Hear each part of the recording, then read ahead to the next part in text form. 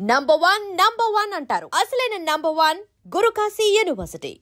రెండో ప్రపంచ యుద్ధం తర్వాత అమెరికా సాటిలేని మేటి దేశం, ఆర్థికంగాను, సాంకేతిక పరంగాను, సైనిక పరంగాను. అమెరికా చాలా మేరకు బాధ్యతగా వ్యవహరించింది. యూరప్ని రెండో ప్రపంచ యుద్ధం తర్వాత సర్వనాశనమైన తర్వాత పెంచడంలో కానీ, మార్షల్ ప్లాన్ ద్వారా యుద్ధంలో ఓడిపోయినా కూడా జపాన్ని, జర్మనీని హక్కులు చేర్చుకుని ఆ రెండు దేశాలని పెంచడం కానీ, ఆసియా ఖండంలో దక్షిణ కొరియా కావచ్చు, లేకపోతే సింగపూర్ కావచ్చు, తైవాన్ కావచ్చు, ఈ దేశాలని పెంచడం కానీ, చివరికి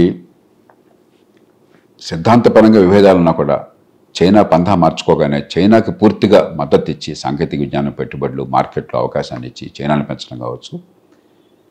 ఒకప్పుడు మనలాంటి దేశాల్లో ఆహారం లేకపోతే ఆహారాన్ని PL-480 నాటి నిధుల ద్వారా అందించి లక్షలాది మంది ప్రాణాలు పోకుండా, ఆకలి బాధలకు గురి కాకుండా కాపాడడం కావచ్చు. ఇలాగ చాలా బాధ్యత వ్యవహరించింది కొన్ని తప్పులు జరిగినా కూడా.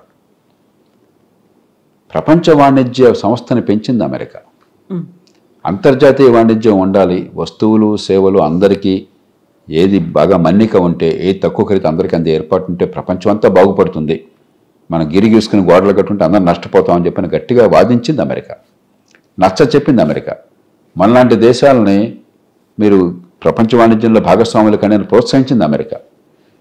ఇవాళ అలాంటి అమెరికా వచ్చి మా దేశాన్ని గోడలు కట్టేస్తాం, మీ దేశం నుంచి మాకు ఎగుమతులు రావడానికి వెళ్ళలేదు, ఇష్టం వచ్చినట్టుగా మీ మీద ఆంక్షలు విధించేస్తాం, లేకపోతే టారిఫ్లు పెట్టేస్తాం, మీ ఎగుమతులు ఇక్కడ అందకుండా చేస్తాం అని చెప్పిన ధోరణి ఒక రకంగా ఒక బలమైనటువంటి గోండా ఆయుధాలు పట్టుకుని బలహీనులందరినీ కూడా బాధిపరుస్తాను ఎడపడని చెప్పినట్టుగా ఉన్నది. దానికి సులువైన పరిష్కారం స్వల్పకాలంలో లేదు. ఎందుకంటే అమెరికా ప్రపంచ మార్కెట్లో దాదాపు 20% అమెరికాది, 25% అమెరికాది. కాబట్టి మీరు ఏ వస్తువు అమ్ముకోవాలన్నా అమెరికాలో అమ్ముకోవడం లేకపోతే ప్రస్తుతానికి చాలా ఇబ్బంది అవుతుంది. ఎల్లకాలమైనా ఉండదు, కాలక్రమేణా పోతుంది, తగ్గిపోతుంది. అంటే అమెరికాయే చేస్తున్న చర్యలా కొనసాగినట్టయితే ఇతర దేశాలు పెరుగుతున్నాయి, ఎల్లకాలం ఒక్కళ్ళే ఉండరు. మరి అమెరికా కనుక ప్రపంచంతో సామరస్యంగా మెలిగి అందరితో సమానంగా ఉండి అందరికీ అవకాశాలు ఇవ్వకపోయినట్టయితే మిగతా ప్రపంచం మన దాంతో చూసుకుంటుంది. కానీ ప్రస్తుతానికి ఖచ్చితంగా ఇది సంకటం, దానిలో అనుమానం లేదు. అంచేత మనం మన ప్రయోజనాలను కాపాడుకోవటం, దానిలో రాద్ధాంతం చేయకుండా మన మూల ప్రయోజనాలు, మన కోర్ ఇంట్రెస్ట్ అంటున్నాం, స్ట్రాటజిక్ ఇంట్రెస్ట్. ఉదాహరణకి వ్యవసాయంలో వంట నూనె ఉన్నది. వంట నూనె యథేచ్ఛగా మీరు అమెరికాది కోరట్లేదు, కానీ యథేచ్ఛగా దిగుమతులు ప్రోత్సహించండి, తక్కువ ఖరీదుకి దిగుమతులు వస్తాయి, మీ దేశంలో వంట నూనెకి ఉండదు, నూనె పండించే వాళ్ళతో నాశనం అవుతారు, మీరు శాశ్వతంగా మా దేశం ఆధారపడాలని చెప్పన్నారు అనుకోండి, మన ప్రాణమైన ఎదుర్కోవాలి. నేనే చాలా కాలం పోరాడి వంట నూనె దిగుమతి మీద టారిఫ్లు, దిగుమతి సుంకం పెట్టించింది నా వల్ల వచ్చింది. భారతదేశంలో 2017లో వచ్చింది. అప్పటిదాకా 10 ఏళ్ల పాటు పోరాటం చేశాం, సుంకం లేదు. ఇప్పుడు 30-35% మంది యుక్రెయిన్ వల్ల కొంతకాలం తీసేశారు, చమురు కొరత ఉందని చెప్పి మళ్ళీ పెట్టారు. ఇప్పుడు దాంతో ఏమవుతుంది, భారతదేశంలో చమురు పండించే రైతులకి పంట గిరాకీ తగ్గకుండా వాళ్ళు కాపాడుకోగలుగుతున్నాం.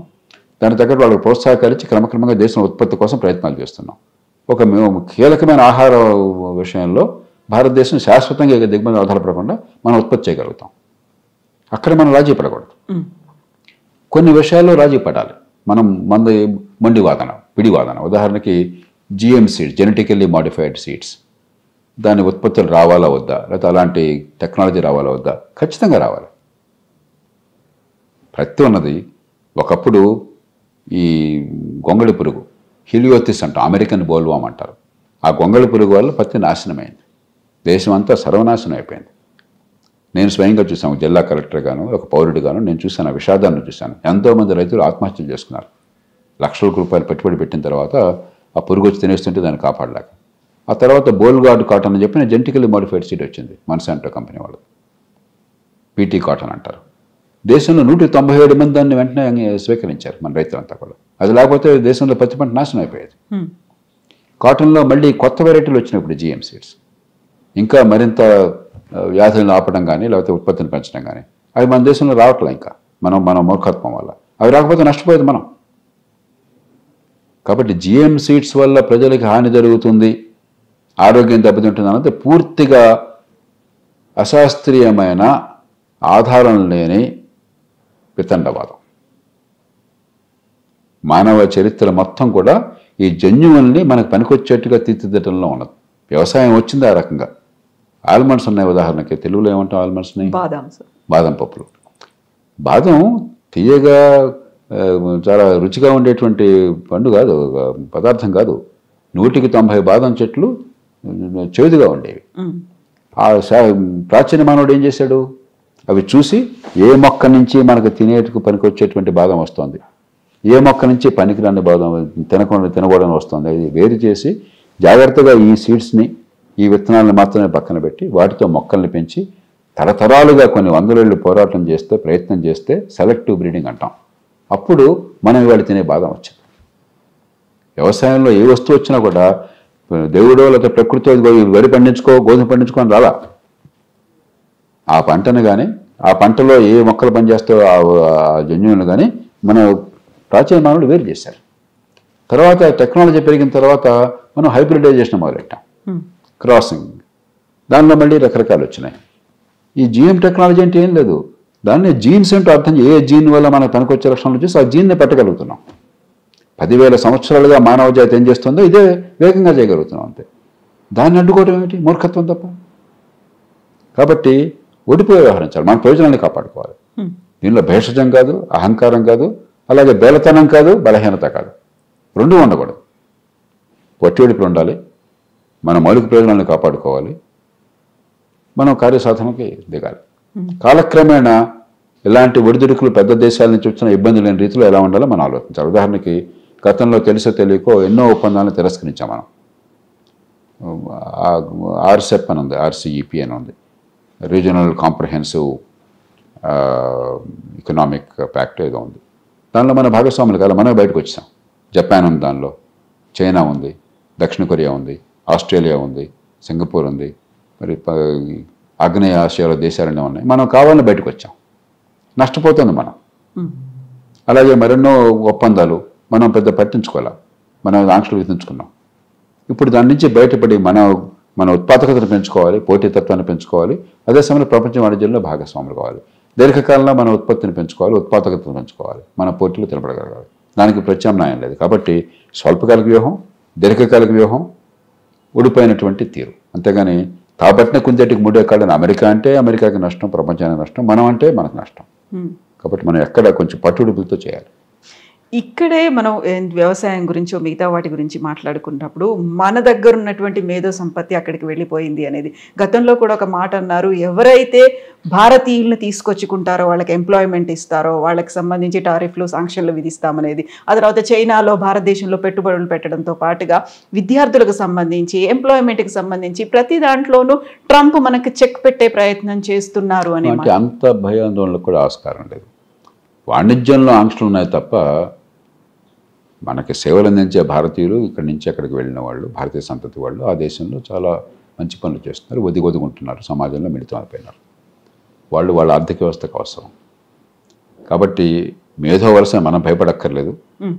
మేధో వలసకి మనకు పరిష్కారం ఏంటంటే అపారమైన మేధస్సు వృధా అవుతుంది దేశంలో. కాబట్టి అందరికీ మంచి ప్రమాణాల విద్యా నైపుణ్యం వచ్చే ఏర్పాట్లు చేస్తే 10 మంది పోయినా 90 మంది మనకు మిగులుతారు. అది ఇవ్వకపోవటం మన తప్పు.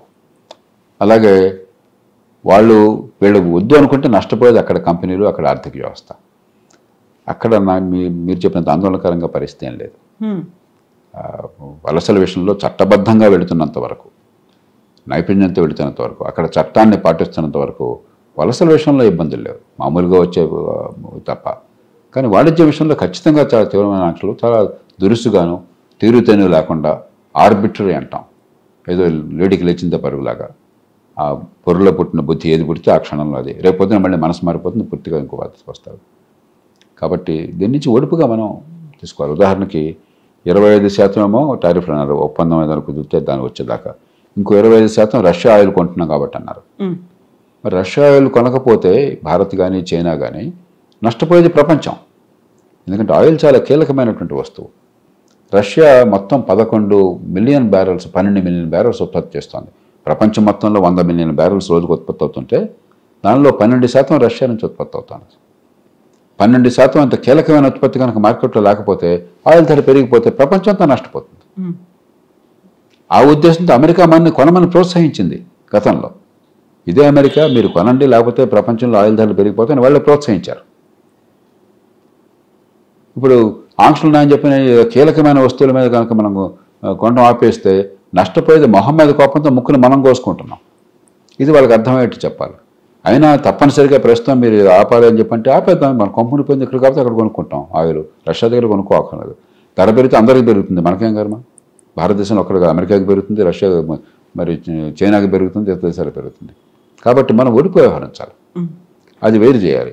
ఇక వాణిజ్య విషయంలో మిగతా ఒప్పందాలు ఇందాక నేను చెప్పినట్టుగా అక్కడ ఇచ్చిపుచ్చుకునే ధోరణితో మనం ఒక ఒప్పందం కావాలి. కాబట్టి మనకు ముందు మన బలాన్ని పెంచుకోవడం కోసం ఒడుపుగా వ్యవహరించాలి, చాలా లౌక్యంగా వ్యవహరించాలి.